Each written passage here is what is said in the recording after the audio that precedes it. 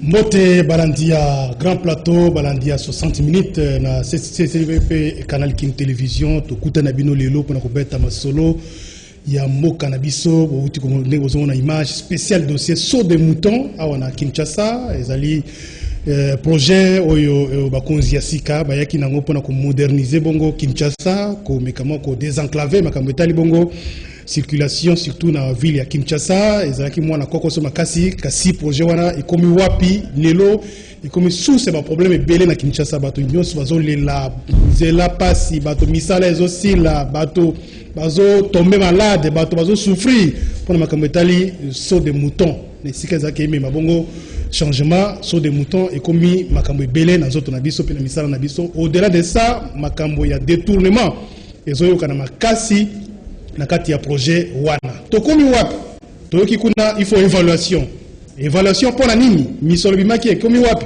projet yango concernant combien de sauts de moutons na Kinshasa yango ezali bongo sujet spécial thème spécial ya émission ya mukona lelo oyo tozosala ngona ndeko Jean-Pi Njonzi ya Canal King présentateur ya 60 minutes mbote ndeko Jean-Pi mbote ndeko jamais darali oso au seul liminaire mo très intelligent tout le baron parce que au-delà il y a makambu ya détournement il y a embouteillage bakinois batungisami bakinois baleli yango ba député à Kinshasa provinciaux bien sûr ba telemi bayoki kolane leki mingi yango bengi moto bengi moko na bango lelo alobela pona ba électeur na bango passe et les jamais dans yebi yango trop loin awa ba saut de mouton et apporter la solution à ba problème mudafanda na changu pour ma ville il faut avoir 4h du matin mudafanda na mbinza pour ma ville il faut avoir 5h du matin donc tous ces problèmes là mon bien moro ozali est des élus à Kinshasa on peut s'abiano pour toi ba qu'est-ce qu'il faut faire pour que au lieu d'avoir problème et ça résout la solution. Il y a solo de Jean-Pi mubenga minabiso ya plateau spécial ya mkonana ezali mwana mboka Désiré Mozi Wambuzi député provincial mo première ville à Kinshasa.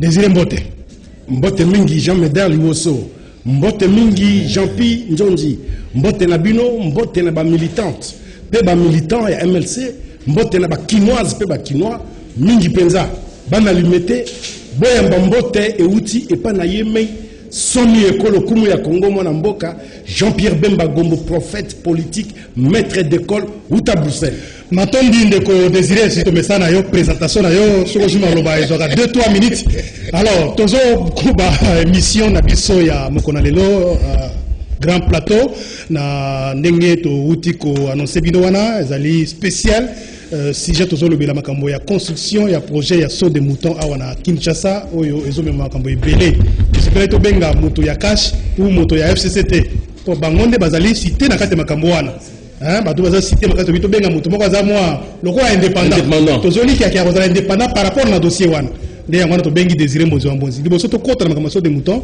to lingi quand même opesa moi placer moi libo muke pona likamo ekomeli biso lobi na Kinshasa toyoki accident salimi munene kuna na nzela ya bypass na Monga Fula bato bele bakufi ba musuba zomi le hôpital ou apprendre de nouvelles wana ndeni comme député mo pona ya Kinshasa ya liboso mawa pasi omotema tina wana omoni biso na MLC somme ekolo kumu ya Congo Jean-Pierre Bemba asi asali message ya condoléance na mabota maso bazui likama ndeko abungami topé a eu accident grave. Jean-Pierre Bemba a présenté ma condoléance naie na mabota mas. Ndenge moko lelo ngai Désiré Mozi Wambuzi na ko présenter ma condoléance na mabota mayoana. Kasi kotala yango nyonso ezali mo sikate na baso de mouton. Nyonso une circulation urbaine. Koya ko senga na bino ba pandisango. Bon institué Minge zalaka na mikili misusu ezali un phénomène euti na assemblée à Poto na France précisément ezali ba bengaka yango printemps d'évaluation des politiques publiques ezali émission oyo ko sala yango pour été ba ponomi ba yaka ko évaluer ba politique publique ya exécutif ya l'état. Et c'est une émission printemps d'évaluation de politique publique. Maintenant, Ndeko, Désiré Mozi Mozi. Dossier saut de mouton na Kinshasa. La dernière fois, tu as eu un bisinga qui ozo kende koluka documentation. Que nous avons les mains et belé pour ozo ngi la biso na plateau. Tout le mission oyo bato Rolanda ko ba comprendre solo que makamambutu mutu ezali ou makamu solo pe ezali. Dossier saut de mouton, ba les mains ni nos ana ngope lelo to ba nini na o etali projet saut de mouton na Kinshasa. Jamais dans l'Iwoso. Nazali Kinois, Nazali élu ya Kinshasa. Tozali na vacances parlementaires. Quand il y a un printemps d'évaluation des politiques publiques, nous sommes les Kamaki, bisu siko tokomeka, ko sosolo yango ko tatola ko keba ko kundola na kati ko yeba nini l'État so sala na kati ya ville ya Kinshasa. Tala tina wana na vacances.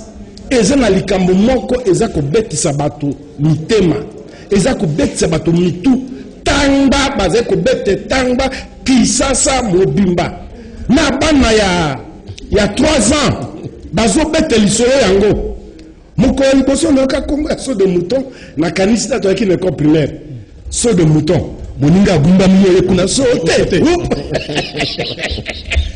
alors tatamo ka dali monene mingi tozo benga matamata saut de mouton akoka kopumwa te c'est qu'à sauter à kolina moto ya zaiki wana. Je voudrais dire ceci. Tozali na likambo monene ya saut de mouton na ville ya Kisasa esengeli to lobela yango ti na kati. Lokwa toze na vacances boyi. Mosala na mipesi na vacances parlementaires oyo. Circulation ya bana Kisasa oyo ezozo pokoso na saut de mouton. Tomanda siko na saut de mouton. Projet 12 saut de mouton au départ. Et ça prévu au départ. 10 et ça qui financé. Est-ce que l'information on a aux yango? Nazi information, ma jamais dans l'osso. Pendant mon ozo hésité ko Jean-Pierre Jonzi nazi information polele na tamboli bisika biso. O bi mo benga ko fouiner na fouiner. Français yenge na koti na kati. Ezala 12 sauts de mouton. Ba kutoli ba lobi mbongo ebimi pona 10. Pona 10 sauts de mouton. Kasi misala oyo ebandi bobele pona 7. Sambo 7 sauts de mouton de misala ebandi. Mais mbongo Jean-Pierre Nzondi yokanga malamu mbongo ebimi pona 10 sauts de mouton. Mais misala mibandi pona 7. 3 owana baza kozila nini comme tout dans moi parenthèse bon ebimi wapi exactement ba kino ba eba bon ebimi epa nani na bureau mokonza mboka na primature to epa ngobila tango wana ezalaki nano yiki mbutu sans premier jour sans premier jour, c'est-à-dire gouvernement ezalaka te. OK, Accord entre FCC cash et do sala mosala yango ce qui na constitution nini to ebite accord wana ndezo binisa mbongo accord elekeyewa accord ezongewa et sans mbongo ya 10 sauts de mouton. Est-ce que sans mbongo ya 10 sauts de mouton misala ni kaka na kati ya accord wana 7 mbongo ya 3 sauts de mouton. Mais misala na les pauvres peut-être qu'il y a la c'est mon émission mais jamais s'il vous plaît ezali mbongo na biso oui on continuer oui nous à la claire tout le que projet à saut de mouton et ça qui financé ni ba commune projet par la présidence de la République mais accord tout si gadano makamolo tout ba polele que présidence ya République présidence ya République vous allez émission à la fois pour il faut pas comprendre présidence ya République moto ebimisi musolo ebimisi esali musolo ya l'état ebimisi na le projet 100 jours du chef de l'état 1 yami balé présidence ya République abimisi musolo et à lobby to financer to sala 12 sauts de mouton na ville à Kisasa mosusu kozala na IPN mosusu kozala na croisement Sendwe Kasavubu mosusu kozala na place Mokali allez mbongo ebini pona 10 sauts de mouton okamwa misala ebandi kaka na 7 sauts de mouton. Même ndenge bazali ko bana que avant la fin de l'année to ko inaugurer il y a 3 sauts de moutons et Zalaki te. Nous serons mis pour 7 sauts de moutons. Nam la liboso yango 10 mais 10 et bini pour 10 mais misala libandi pour 7 3 et sengeli tokoluka na pesibino elaka promesse nako kendeli susu te na koyeba mbongo ya so de muto misato wana ekei wapi pe nani azako simba zo sakana na misolo yango siko pour alors la ville banana ville lelo tozali na pas ezalaki ke misala ekosila na septembre bino non fin de l'année ezali cadeau ya Noël na bakinoise et kinois na bana kisasa bana ekomi ekosila sikoyo toyebi te alors toyebi te na 7 sauts de mouton to na 10 oyo ezalaki financé na ingaki obanda kotanga ba entreprise wana parce que ozala document mosusu opesi biso c'est important bato bakomprendre oui jamais les entreprises ezali concernées na na koya toyoka malembe toko makambo évaluation pour les aides makambo ya technique bakamati ba entreprise ya l'état mibale bangonde bakosala babengaka coordination technique OVD na office de route bangonde bako coordonner OVD azui ba entreprise nani office de route azui ba entreprise songolo il y a ko coordonner misala na bango techniquement après ça compte na l'état et comme wana babandi kozwa ba entreprise ngai na sala misala na tango ya Lumumba ngai na bandaka na tango ya Kasavubu na komaka na Kimbangu basala ka ba offre te Safricas aye kozwa 8 marchés 8 sauts de moutons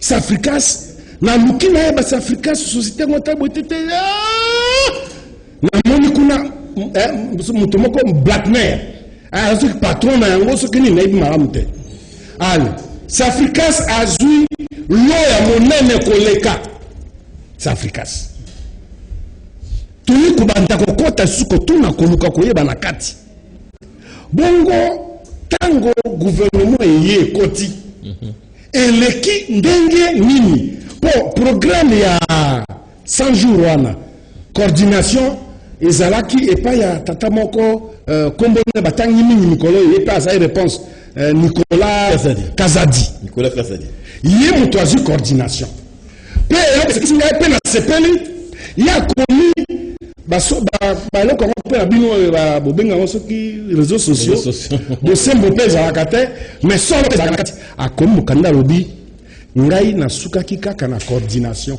na misolote ngai naza na coordination c'est-à-dire 100 jours makambo maso ya 100 jours wana ngai coordination tokota makambo wana ya Kazadi makambo teli responsabilité na destination bon zui et to tika na suka na mwa ba côté ya est-ce que appel d'offre et salimaki topé zalai kaka bato bafandi ba décider ya bino Safricas zo boy zo boy crec zo boy tata parce qu'ils appellent comme ça la passation de liboso il y a passation de marché confection même il y a programme il y a 100 jours c'est un problème parce qu'il y a eu un crédit provisoire tozali awa kinoise et kinois ba congolais c'est pas congolais bongo kangai malam tant tout ça la débat ezali politique c'est l'administration c'est la gestion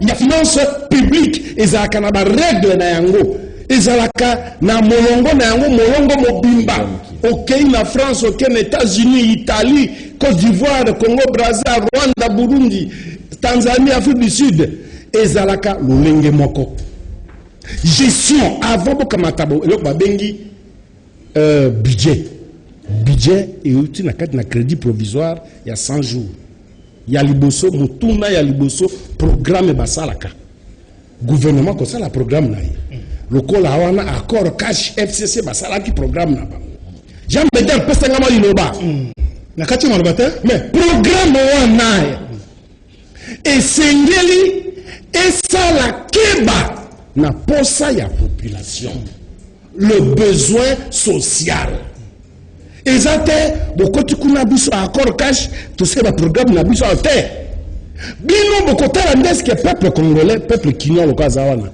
Asengeli na nini na maimatali communication routière na kati na ville à Kinshasa. Circulation, voie à circulation na ville à Kinshasa, kinyo asengeli na nini. Est-ce que la moyasson des moutons, ils ont qui na kati ya programme la société a fait tata. Na koye bisayo na kosala rappel. Un vieux projet où ils ont na kati ya qui parrainé par conduit par la société JKK, hein? Il y a ba allemand, ba japonais,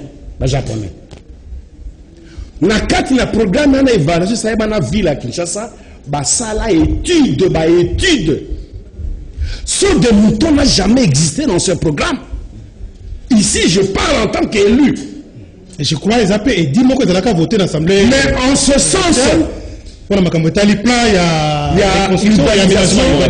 aménagement, il y a urbanisation en ville à Kinshasa. Ça veut dire que les gens qui fait et ça n'a jamais existé dedans.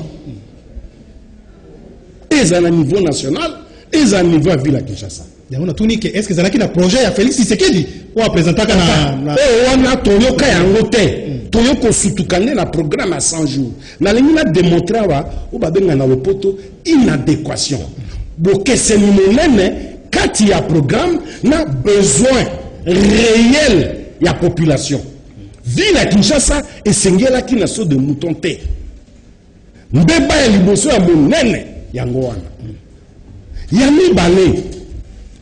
Misolo miye mizalaki mikukaki kobima. Ezali misolo miye misengelaki kokeba na programme pe na besoin.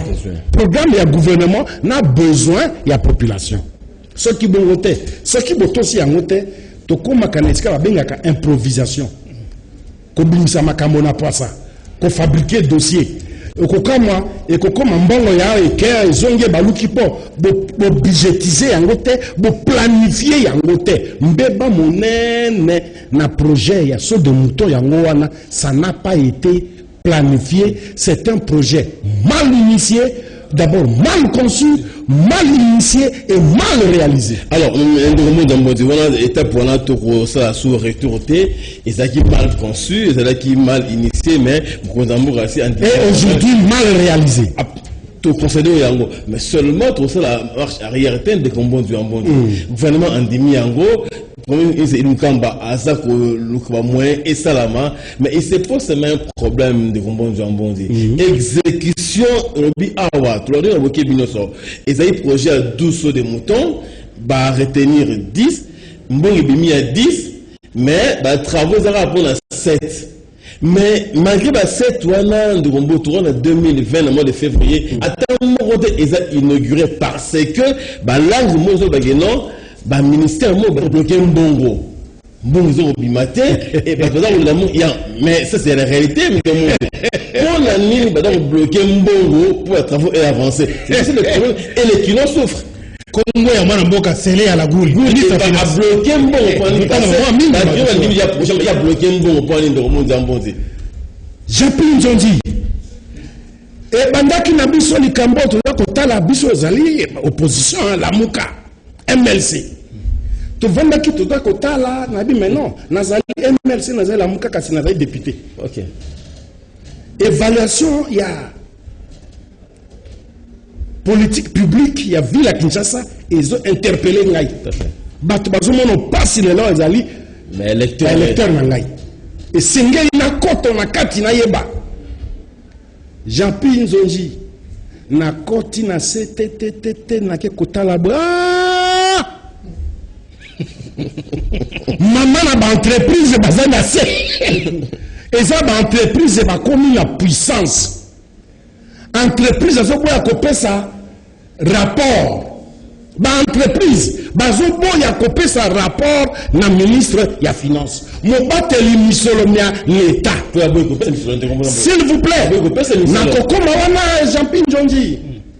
Ba entreprise bazo boya to benaka rétention de l'information ba boy.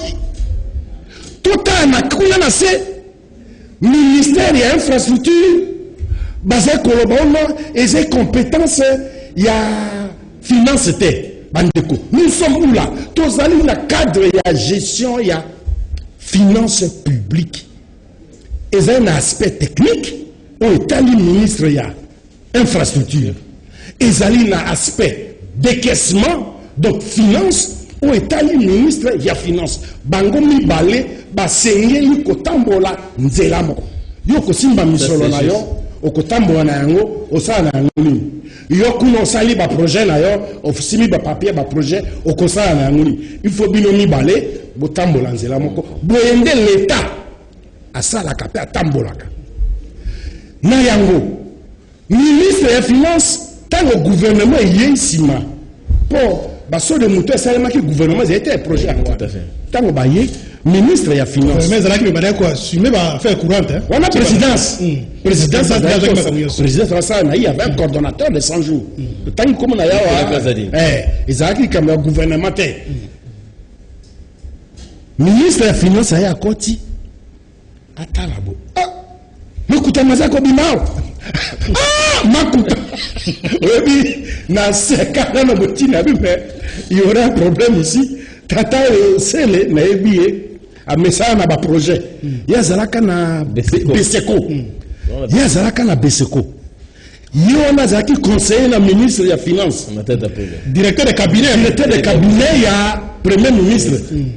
Azalaki directeur de cabinet na finance, ministre des Finances. Comme directeur cabinet na premier ministre à quel sous la fisc na DGI c'est à la gouli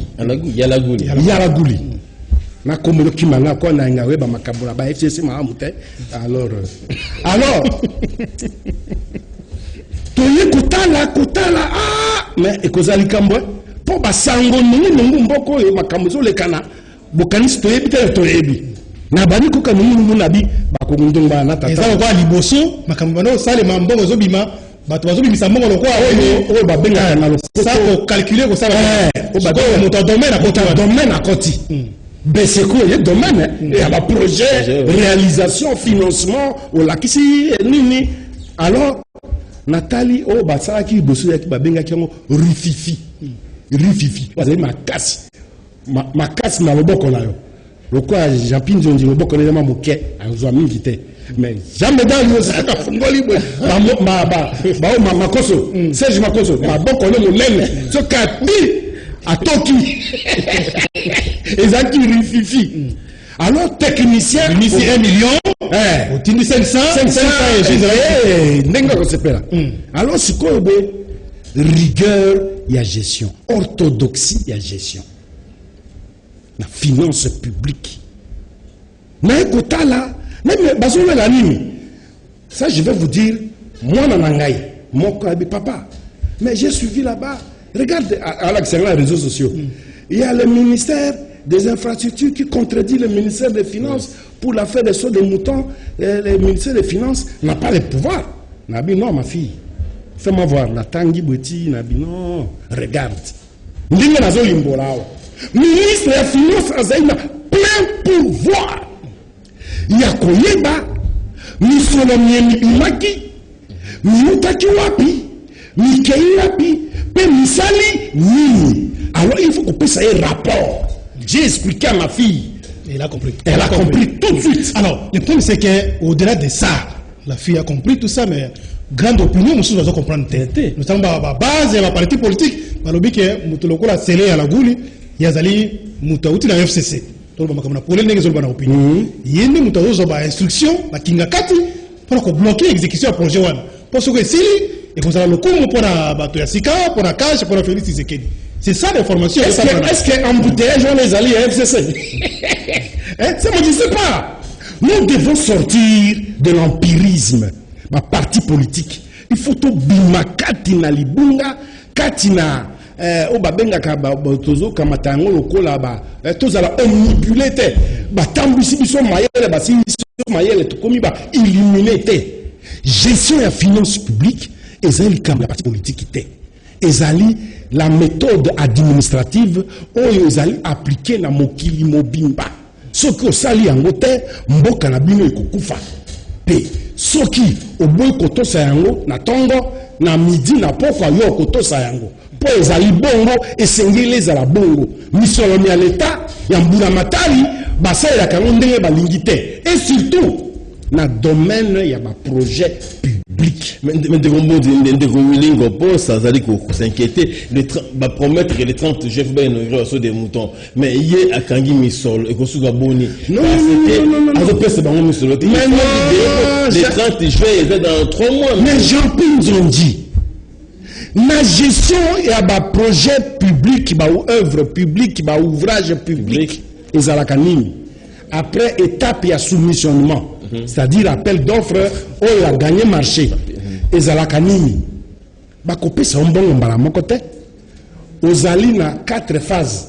Par exemple, fondation. Bon, la fondation, il y a l'eau. Il y a un tokosal à l'eau, n'a réalisé fondation après 3 mois. Nous sommes à par exemple 1 million. Bon, tata, 1 million, hein? Ça la fondation. Après 3 mois, bah, kotala. Fondation ici, il a psychonime et tikali psycho élévation. Élévation, t'as le bon niveau, élévation, $700,000. Donc, on aussi, c'est que Kamata. Mais ceux qui aussi, ça quitté. Ah, les Kamboïsa, mon âme, na so de mouton, yango wana. Misolo uyo, ebima, pe basi bazwa yango. Kota la misala oyo basalaki, pe balaka kite, bakosala yango après autant de mois na misolo songolo, misala izana sima.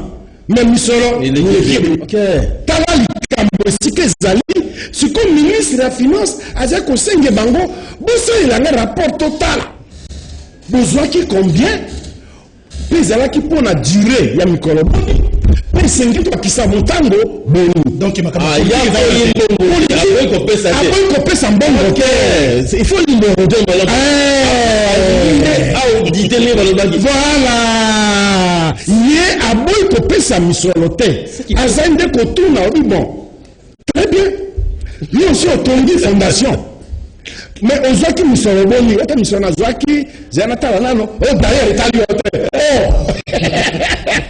c'est là le problème.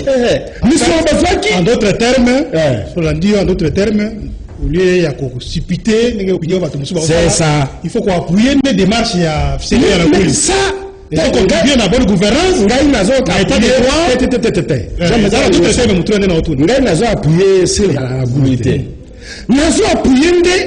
Travail aux Salema. Exercice à la bonne gestion, à l'orthodoxie, il y a gestion, il y a finance publique. De mots simples, on voit qui autant, on est justifié pour la personne. Voilà, et comme il y a autant, il y a la kisa de miso, la kisa. C'est tout. Sous son ami Kambo, le Cola Africa Swan. Allié Bisabiso. Sur le 8 projets. Sur le 8 projets, le 8 de mouton. Asali déjà Nini. Asali déjà Nini. Na mission le Mieya Zwaki. C'est ça qui s'agit. Toujours la somme comme état de construction. Mais non, j'ai détaillé monsieur Mouké na mécanisme na yo. Non, c'est la jamais ça. Pour le système Mouké. Yangona to kosenga na ba parti politique. Tango boze kotinda bato na ba gouvernement. Na ba entreprise. Botinda ka bato oyo bongo ezo sala. Bato pe basala mo parcours. Bato pe basala mo parcours. Tina wana ba parti politique esengeli ko former ba élite, ba cadre. Pour apprendre bango la gestion de la finance publique, gestion de l'État, la territoriale, l'administration publique, le quoi c'est ça. Ce qui est en France, quand c'est Moutio sur Guénéna. Ah, ils sont passés. Ils ont passé son diplôme. Ministère, vice-ministre, ministre, tout ça. Mais ministère des Finances. Nous sommes allés résultat il y a kozanga ko former bateau na ba parti politique pe kozanga ko tinda bateau balongo bani na mosala oyo wana. Alors sikoyo ba enquête ezali déjà enclenché na niveau ya justice. Mais donc quand biso tozoyoka moi ba discours ya mokonzi ya mboka du moins sa dernière réaction après tourner à inspection de Serge Makossa autour de la image il y a ministre des Finances na président de la République tant que na terrain si ici on compte rendu au gouvernement à l'issue du conseil des ministres qui vendredi lobby le constat est généralement satisfaisant. Est-ce que c'est pas une façon apaiser ou contrecarrer démarche par exemple dans nouveau ministère des Finances, tout ministère des Finances, pour que vérité est-ce que c'est pas aussi une manière de bloquer déjà des marches à nouveau à justice? Il y a déjà que non, on est, c'est généralement, globalement, c'est ça le terme, globalement satisfaisant. Tina y a printemps d'évaluation à politique publique, yangoana. Pression populaire, il fait ça les mains. On ne peut pas, bakoki ko sakana na misomi à l'état boyete, misomi mbula matali. Et comme misomi batomi balé misato minete. Pour nani ni grève en France. Grève ko umela na France. Pour bayebi kezen kambo ya bango. L'état ici nous appartient. Tolobaka boye na Kasavubu. Lumumba atikaka message. Tolobaka boye na Mobutu. Tolobaka boye na Mosé. Tolobaka boye na Joseph. Yango tu kolobaka na Félix. Beaucoup appelle le na Jean-Pierre. C'est ça. Donc Congolais, Kinois et Kinois, tout son solo. Tout le monde mon langue est parti politique. Mon sala oyo parler du peuple à Mobutu atonga kango. Olingaye to sala la kango. C'était un bien utilitaire. Stade de stade Tata Raphaël Kamagnola. L'élo est comme une utilité pour la biso. Et Zala qui a besoin. Et donc, l'élo, biso il faut tout ce solaka. Tant que tu as côté le mela, makambo ya so de mouton.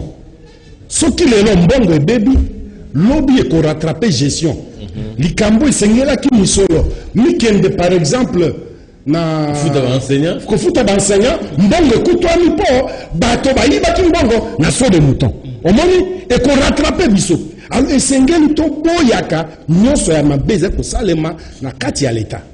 Mais bon dire mais dans parce que il a aussi à Kinshasa fief électoral Bino député à Kinshasa ils aussi batté lobby promet c'est pesami ferme que d'ici le 30 juin et aussi là Bino déjà inauguration d'ici fin mai ici avant l'indépendance inaugurer est-ce que Bino va Kinois vous garantit que avant le 30 juin Kinois a refêté l'indépendance là sur des moutons vous assurance Jean-Pierre Nzonzi nango liboso ngai na kamwa ki na vai na télévision nazotala mais likambo ke ba entreprise ba pesa rapport ndambo bazo pesa ba misusu bazo lingate bazo pesa ndambo le rapport par la ministre rapport ngo bazo pesa te ainsi de suite mais basi ba décider na ndi ministre du budget na ba misusu bazo ba ko pesa les sous $3,500 oui ça là qui a l'issue à réunion et ça là qui présidé par le premier ministre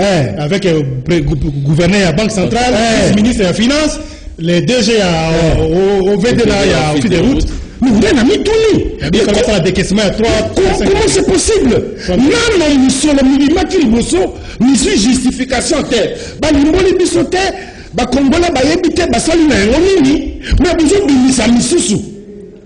Mais est-ce que ça a été concerté? Mais bon, l'intimité.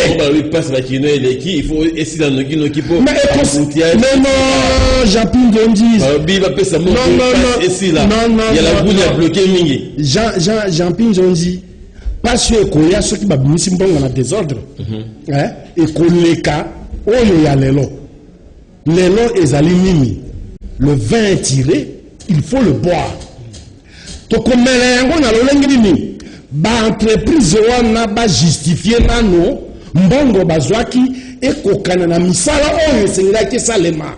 C'est de ça qu'il s'agit.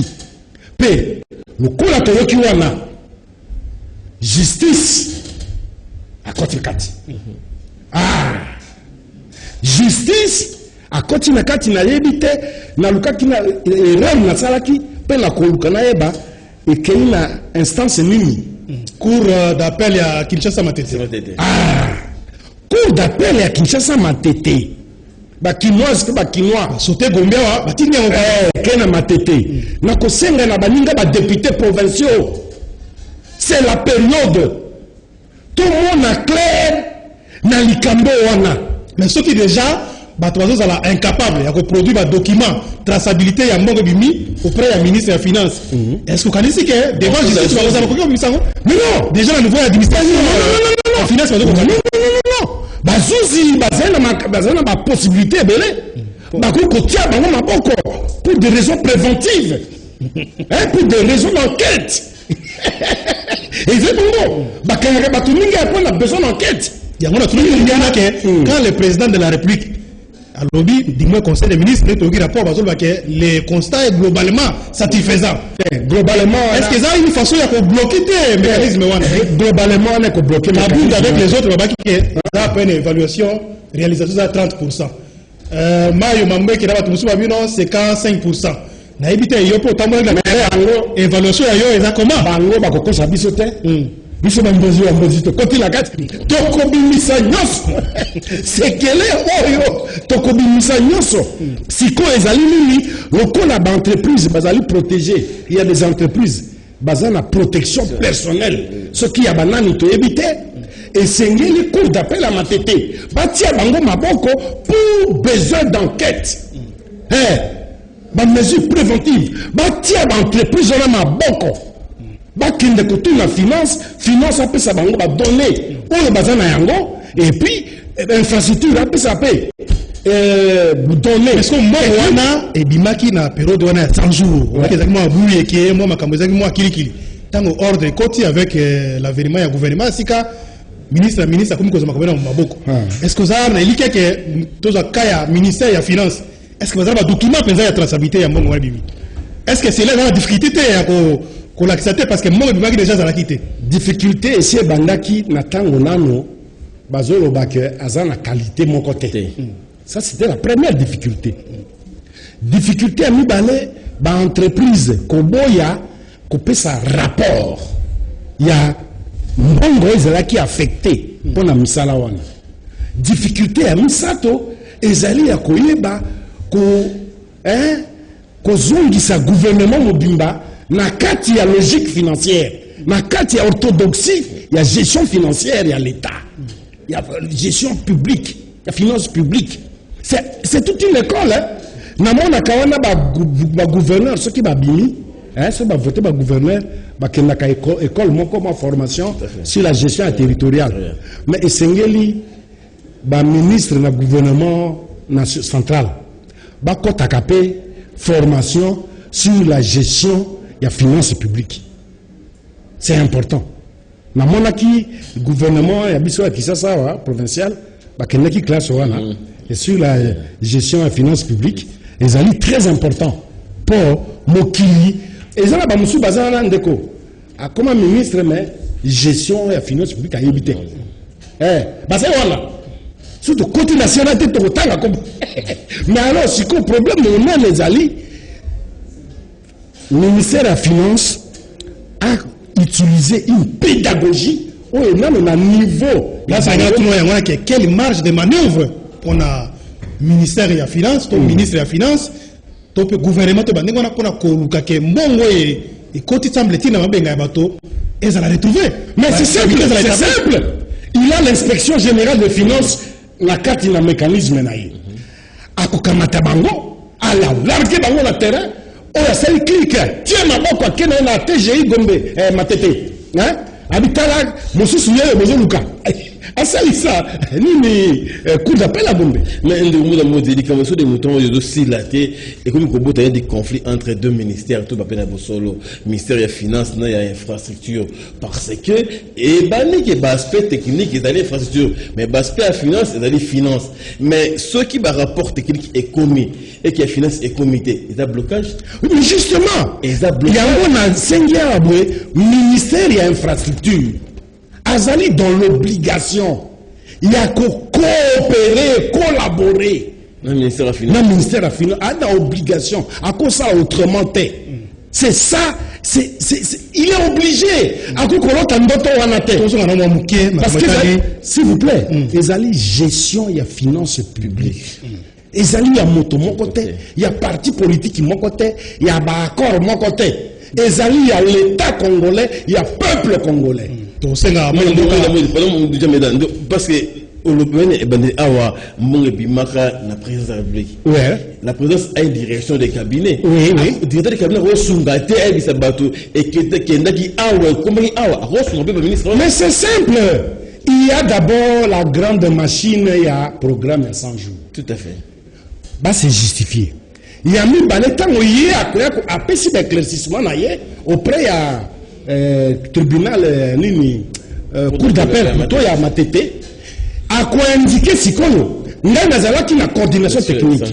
Mais quant à gestion financière, comment on a contracté les marchés, comment on a passé la passation des marchés, on a comme la deuxième ligne, on a le cours d'appel, à la gestion de le cours d'appel, cette fois-ci, na côté à peuple congolais, peuple qui n'a pas souffrir.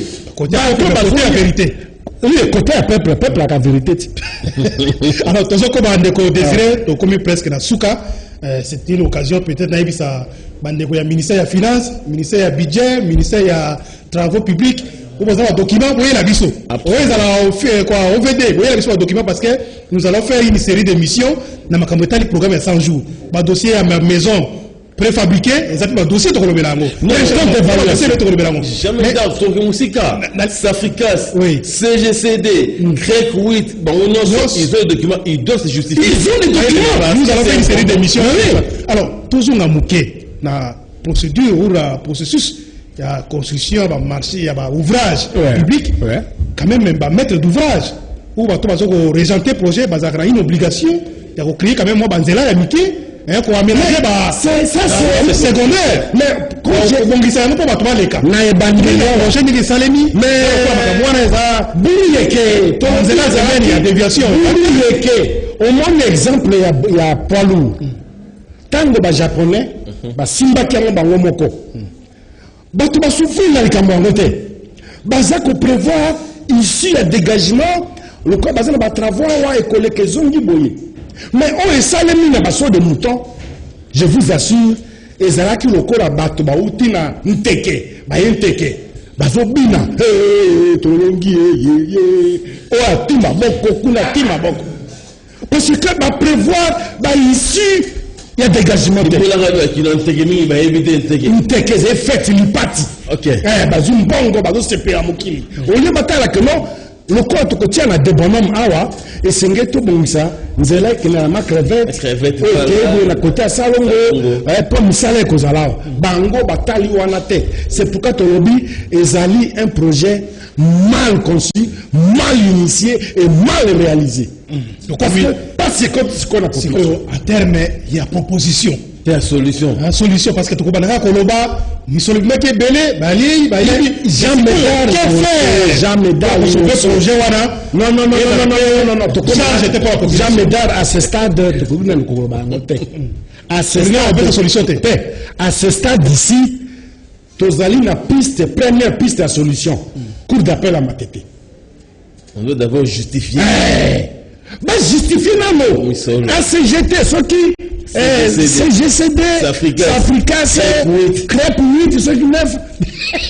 Bango baye bisabiso nano, basali misala na niveau mini, pe misolo bazwaka mitenda wapi. C'est très important. La gestion de la finance publique, mon coquille comme ça, bon, il y a mis balete, sans qu'il n'a pas justifié la montée. On est à solo. Bande comme un parti politique, bon, tiens, un maton, il a biso. Bah, coquille comme il s'en bon, bon, sous-souté, ceux qui ont y a liboso, et puis si justification, t'es. Bon, comme un professeur et économie million. Moi, quand on contredit la réalité, c'est ce qui se passe. Na yoki kuna, na nungu. Non. Na nungu, na yoki que, na nouveau la présidence de la République. Ça le quoi moi dès quand il continue quand nous sommes au bout non va récupérer bâti à moi coordination mon corps à la hauteur non pas de ministère des finances cette formation cette blague a cessé avec les 100 jours quand le gouvernement est béni pas ça annule carrément maintenant tout continue à orthodoxie et à gestion de la chose publique. Et c'est à l'État. Et c'est ici un arrangement particulier gauche-droite. Aux autres, jamais d'aller au son. Jean Pinzonji. oyo bozoyoka na présidence wana ekofuta na présidence. Non. Au jour d'aujourd'hui, les choses qui seraient claires et orthodoxes à l'Imibale, il y a Liboso. Conclusion, mon père, moi. Il y a Liboso. Ministre Sélé Alagouli. Il y a la Gouli. Alagouli. Il y a la Gouli. Kamata, inspecteur de finances. Bakoto na terrain na ba société CGT Africa crêpe 899 bakende kotala likambo na bango ya mibale cour d'appel ya Matete batia maboko à titre préventif pour besoin d'enquête misolo mibimaki misali nini pe ba travaux yango ekomi wapi na sima processus est continu. Voilà à ce stade ce qui doit être fait à Rwanda, rien d'autre. Merci de vous Jambo Jameda. Ndeko Désiré Namoni Okomi Nasuka. Mais toujours promettre Bandeko Balandi, il y a CCTV, CCTV Radio Liberté Kinshasa que dossier yo to fungoli brèche lelo. Mais to kotika te. Semaine prochaine tout ça qu'on dossier, to makambo ya mais dossier peut fabriquer. C'est 47 millions et du maki déjà. Ba dossier zaki belé ba projet zaki belé wana to ko banda ko lobela ngombe école et suite mais c'est boye la biso ba dossier son ministère finance besoin ba dossier boye la biso boye la budget boye la biso o Africa si boye la biso ba dossier mais constat na sali ba projet o ba so de mouton wana o ba crack 8 o ba ni avancer ba muke mais nyoso za o Africa o nini jamais dans les temps d'évaluation de libération les plus et avancer ba muke. Mais ce qui est au Carrefour Ipen, dans le Tiamina noté, au pompage, et ça crée pompage j'ai avancé comme président Souga. Ce qui est vraiment le problème. Bah comme il peut justifier on a pour te somba qui anticipativement bah charpente bah nini oui même yango bah te musuba solo baké na ba contrôle on a mbongo etikali na suka na misele ça limité ko désirer oya suka photo kabwana pona kotika bete babi selende ayepe na mabe ayeko verrouiller ba robinet ezalo kwa azolinga bato bali ate bazaki na ba rétro commission bazaki na ba est-ce que moi était que ça l'un des problèmes mais ça peut-être à la base il peut y avoir blocage non l'opération rétro commission le kola to continue makambo le kola to continue makambo rétro commission ko zalate na kosenga na ba député provinciaux ba tel problème azali cité na kati ya wana ba ministres nationaux de Kinshasa doivent se lever parce que le printemps d'évaluation il y a politique publique et bandit. Et bandit, c'est fini. Merci. À ce stade, il s'agit de justifier les dépenses engagées et l'avancement des travaux. Rien d'autre. Africa, c'est ACG8, c'est justifier. Non, je me donne. Merci. Non, bon, c'est tout banal l'émission. On a aujourd'hui tourné à Macambou, accidenté à Rompangaba. Mais la même situation est dans Matadikiba. La ville de Makino Bozo le batté. Route là, ils allaient pratiquement exigus. Mais bon, tout le gouvernement, quand ça a dégagé. Mais non, Jean-Pierre, on dit c'est le gouvernement central. Il y a des routes, 3 quarts à la route, ils allaient le gouvernement central. Alors, au moment moi, que sont des moutons, c'est là qui a besoin de moi encore une priorité. Mbongo ebimio ba 41 millions, ba 51 millions, oh ba soci ba Africa se bazo boya ba CG8 bazo boya ko justifier. Parce que la commune mutana. Ezala ki mbongo oh OK, 21 millions. Mbongo oh OK. Ko ba mayo ezala kwa ke 33 millions de bimi. Pour mettre 13 millions, ça 45. Ezali mbongo oh yesengela ki ko fungola ko élargir banzela ba les routes existantes hein, ko désengorger boulevard du 30 juin avenue du commerce comme à route intercommunale ba Kianza Bonga, Banini, c'était ça. On n'avait pas besoin de sauts de moutons. Tout part de là. Merci beaucoup. Donc le projet EFANA est évolué sur terre. Si on a bâti à ma banque, na ba nyonso bâti beaucoup. Le projet makuta ya l'État va récupérer en gros. S'il faut même changer d'entreprise, bah ça là. Ainsi de suite, mais à ce stade. Merci. Bâti à ma banque, Désiré. l'État. Monzi Wambozi, to komina Souka. Il y a un spécial grand plateau, il y a Mukona Lelo, puis 60 minutes. le canal CCTVP canal Kin Télévision bolanda pe biso na Radio Liberté Kinshasa bandeko ya poto na Dudu Montiri TV bolanda biso bongo na nzela ya internet boko yeba makambo ezoleka ya dossier so de moutons ezalaki spécial tozo promettre bino tozongela lisusu émission mosusu pona kolobela ba dossier mosusu etali 100 jours boyela biso ba documentation so bozana ngo élément pona ko enrichir bongo émission Désiré Mozali député provincial merci beaucoup hein yo et lui a limité to kolembate printemps d'évaluation des politiques merci beaucoup et puis merci à l'équipe Serge Makoso Asimbaki réalisation coordination Doudou Montiri bandeko na biso Carbola oui na Rodil Wadio. Voilà. Merci beaucoup d'être Koutani Mbalasima pour l'occasion avec notre invité. Peut-être pourquoi pas, causons la avec Désiré Mozomos. Merci.